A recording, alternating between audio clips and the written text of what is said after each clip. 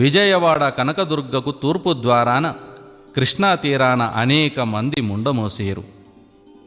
తెంచిన గాజు పూసలు 7 పుట్లు అయ్యేను. పాతాళ గంగమ్మ కనకదుర్గాదేవి ముక్కుపోగునంటేను. నా మఠంలో ఆరె దొండతీగ పుట్టి 7 గడియలలో అల్లుకపోయి 7 దినాలు పూజలు లేకుండా చేసేను. సప్త సముద్రములు, నదీ నదములు, వాగులు, వంకలు, నూతులు, గోతులలో జలమును, మానవ శరీరంలో ఉండే రక్తంలోని జలమును కలిసి 7 ఘడియలు జలము ఇంకిపోయేను. పండుటాకుల వలె జనులు అప్పుడు రాలిపోయేరు. నా భక్తులైన వారు ఒత్తులై నిలిచేరు. 32 వాయిద్యములు వినబడేను.